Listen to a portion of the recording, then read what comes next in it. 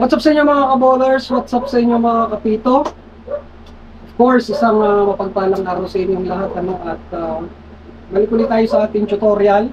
Welcome ulit sa panibagong episode ng Uncle B Basketball Tutorials.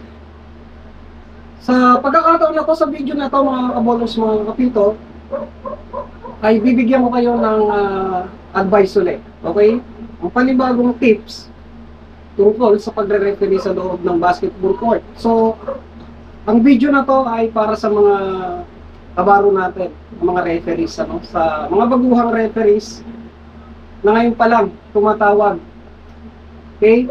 O ngayon pa lang nagre-referee. Kasi marami akong mga nakilala dito sa Pilipinas, dito sa Antipolo City, ng mga baguhang mga referees na pumipito ngayon. So marami silang mga tanong tungkol sa tinatawag na switching and rotations ng mga referee sa loob ng basketball court kapag 3PO na tinatawag ng 3-person officiating, o mas kilala natin sa tinatawag na 3-man officiating. So yun, pag-usapan natin ng konti sa video ito. So bibigyan natin ng panahon, okay, na ma-share natin yung talagang totoong nangyayari, yung tinatawag na mga proper switching at saka proper rotation. Okay? Ang common na tanong nila tungkol sa tinatawag na switching, ang switching kasi kapag tumatawag ng infraction ng isang referee, yung tinatawag na fouls, of course, magsiswitch ang mga referees. Mag-change position sila. Okay? At saka yung tinatawag naman na rotation, yun yung tinatawag na kung nasaan yung ball side at saka yung tinatawag na weak side. So, sa ibang mga referees, tinatawag ang strong side na weak side. I mean, tinatawag ang strong side na ball side. Bakit tinatawag ng mga professional referees, yung mga international referees, na hindi siya strong side? Mas tinatawag siya na ball side. Kasi ang definisyon ng tinatawag na strong side ay kapag maraming players sa isang area. Okay, hinahati kasi ang basketball court ng dalawa, no? Ang strong side at weak side. Kung saan yung tinatawag na strong side, ang definition niya ay kung saan yung maraming players na naglalaro. Samantalang ang weak side ay ang side, okay, either yan nasa table side or opposite side, basta kukunti ang players na naglalaro. Yun ang definisyon ng tinatawag na weak side. Pero gaya ng sinabi ko mga kapito, yung mga international referees na nandito, tinatawag nila ang strong side na ball side. Okay? Kasi ang katuwiran nila, minsan yung tinatawag na strong side or ball side, kukunti lang rin ang player na nandoon kapag nagkakaroon ng tinatawag na isolation. Nangyayari yan, kasi hindi pa naman na-phase out. O hindi pa nawawala yung tinatawag na mga isolations na yan. May mga coaches pa rin na gumagamit ng tinatawag na isolation play.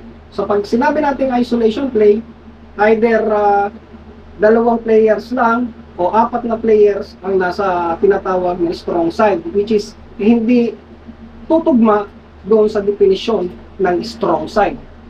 Okay? So, yun ang pagpapaliwanag doon. Medyo humaba tayo sa pagpapaliwanag, yung strong side at ball side. Pero yun ang buong katotohanan mga kabowlers. So, huwag tayong mawawala sa ating advice or sa ating tinatawag na pag-aaral. Okay? So, may mga ibang referees na ang strong side, tinatawag lang nila as a ball side lang. Okay mga kabowlers, mga kapito. So, yun. Ngayon ang tanong, pagdating sa tinatawag na rotation, tinatanong nila sa akin, kailan dapat mag-rotate ang lead official sa ilalim papunta doon sa ball side. Okay? So yan ang tatanungan na sasagutin natin. So may dalawa tayong tanong na sasagutin sa mga pagkakataon na to. Una, ang switching. Okay? Pag tumawag ng infraction or ng foul, ang isang referee, tinatawag na lead official yan, third official yan, o center official, ang tanong nila sa akin saan pupunta ang referee na nag-report sa official table. Yun ang unang tanong. Okay?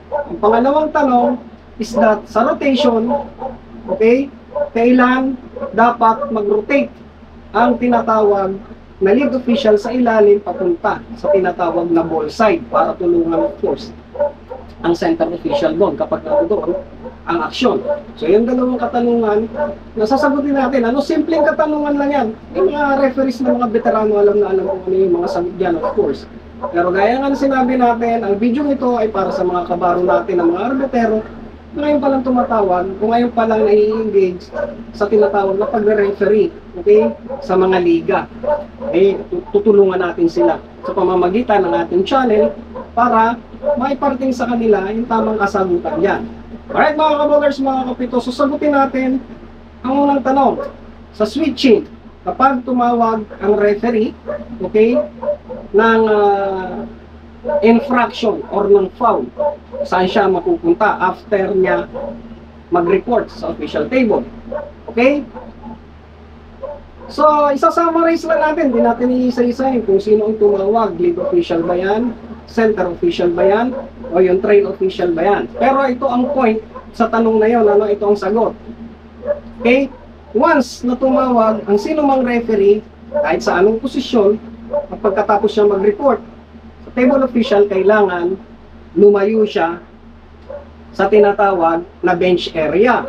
Alam naman natin na ang bench area, okay, sa mga laro ng basketball ay nasa gilid yan ang tinatawag na official table. Okay, so lalaro tayo sa table side kung sino ang tumawag. After reporting, kailangan lumayo sa table side. Yun ang pinupoint doon ng switching. Okay?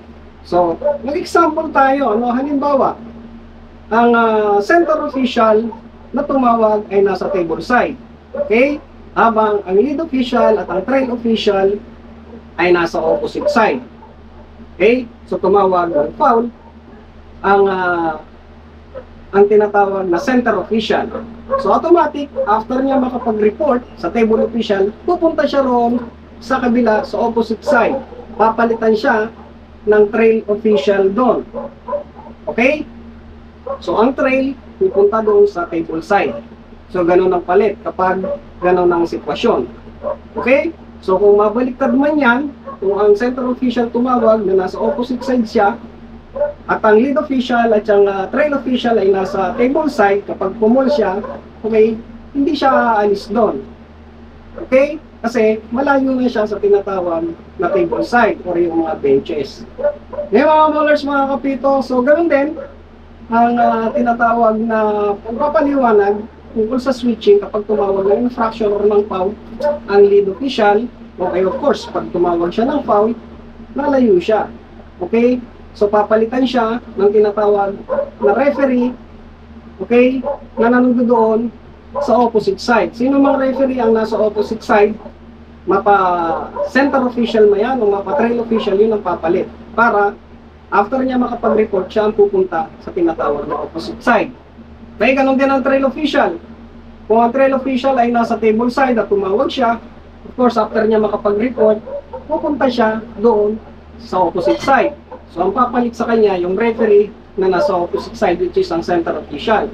Kung magkabaliktad man ang sitwasyon, okay, ang trail official at saka ang lead official ay nasa table side. Kapag tumawag ang tinatawag na trail official, kapag tumawag ang trail official na nandoon sa table side, so papalitan siya ng center official na nasa opposite side. So, magsuswitch sila, okay, para mailayo lang ang referee na tumawag ng infraction or ng foul. So, ganun kasimple, ang switching. Okay? So, maliwanag yun. Basta ang pinupoint doon, kahit magkikwentuhan lang tayo rito, naintindihan nyo naman yan, mga kapito, no?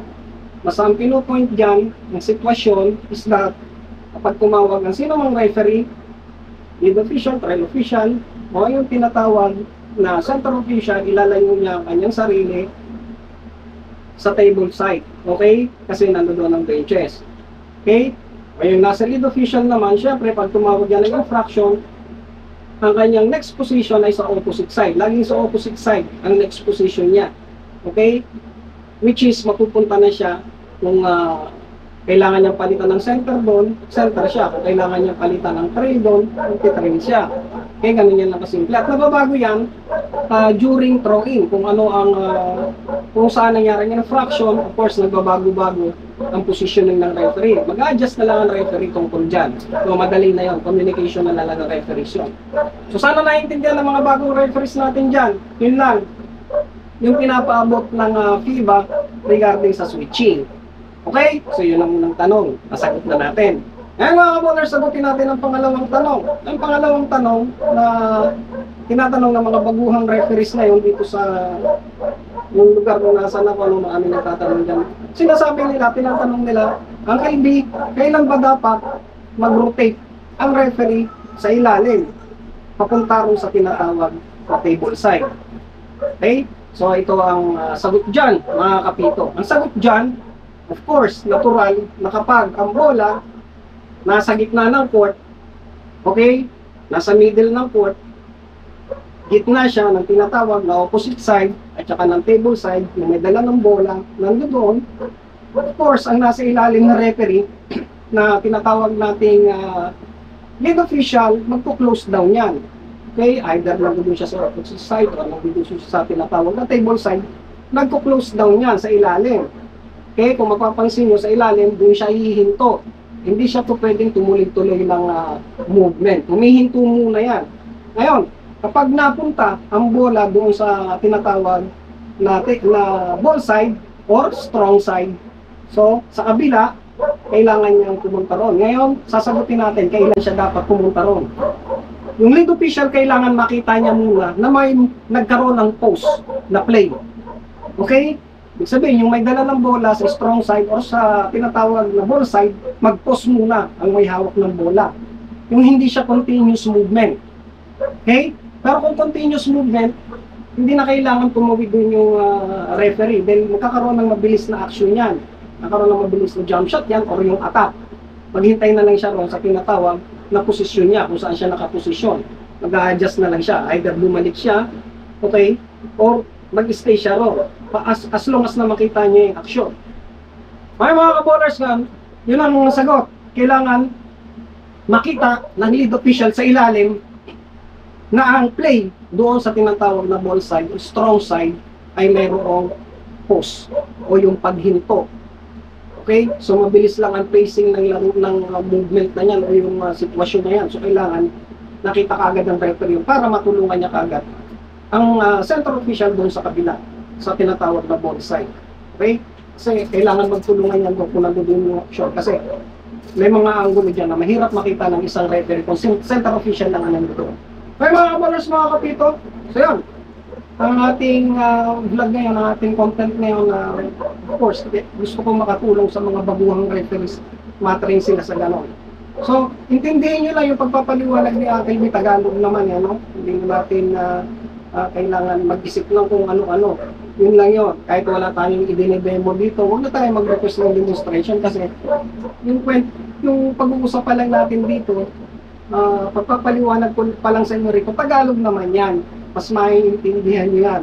Okay? Hindi naman yan katulad doon sa mismo manual ng FIBA sa 3PO, English ang nakalagay ron. So, kailangan ng mga demonstration doon. So, sa ganitong pagkakataon, kung papaliwanag ni Uncle B sa vlog na to, intindi doon yan. Kaya mga ballers, mga kapito, so yun. At bago ako magtapos, siyempre gusto kong i-shoutout at lahat ng mga SBP referees dyan sa Davao City. Okay, nagpapa-shoutout sila. Shoutout sa inyong lahat. At siyempre, sa kabuuan, sa lahat ng mga kabaro natin, mga ka-arbitero natin, shoutout na lang sa inyong lahat. Lahat ng mga referees sa Pilipinas at sa buong mundo. Okay, na mga kalahi natin ng mga Pilipino. Lagi po tayong mag-iingat. Alagaan natin ang ating mga sarili. Kaya alam naman natin, mahal na mahal natin ang mga kapwa nating referees. Lagi kailangan tayo magsuportahan. Okay, magtulungan tayo. Dahil tayo lang ang magkakakampi. Wala nang ibang magkakakampi sa loob ng basketball court kundi ang mga referees lang. May mga kaballers, mga kapito. So yun, uli, mga kaballers, meron akong merch, na ini-endorse, may mga t-shirt tayo. Napakaganda ng t-shirt.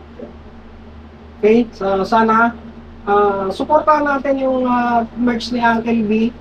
So kung gusto nyo umorder ng t-shirt ni Uncle B, punta po kayo doon sa Facebook page natin, Uncle B Ballers. Mag-PM lang kayo dyan at gustong mag-avail ng t-shirt natin. Okay? Available pa po yan. Okay? So, yan mga ka-ballers, mga kapito. Sandali, hintayin natin yung hindi ko na-ihanda kanina. So, yan mga ka-ballers, mga kapito, ito yung merch ni Uncle B. Ito yung harapan niya. Okay? So, black lang ang available na color. Yan. Don't expect perfection sa likod. Ayan. Expect consistency. So, yung quote na to, ginawa ko kasi ito naman dapat yung maging characteristic ng isang referee. Okay? At dapat maunawaan yan ng mga meron, okay? Yung mga audience, yung mga players, at saka yung mga coaches na huwag kayo mag-expect ng perfection sa amin dahil hindi naman kami perfectong referees. Tao lang kami, nagkakamali din kami. Okay? So, syempre, ang expect nyo na lang sa amin ay yung consistency namin tumawag sa loob ng basketball court. Yung trabaho na lang namin. Doon na lang kayo mag-expect ng consistency namin. Na kailangan mag-focus kami at magtrabaho kami from the start ng laro hanggang katapusan. Maging consistent kami sa mga call namin. Yun na lang ang i-expect nyo. So yun ang sinasabi sa merch ni Uncle B. Okay? So ayan, uulitin ko. Avail na po kayo, meron pa po tayo rito, black color lang. Mga ballers, mga kapito, so dito ko natatapusin ang ating video. Magkita-kita ulit sa susunod na vlog. God bless us all. Peace out.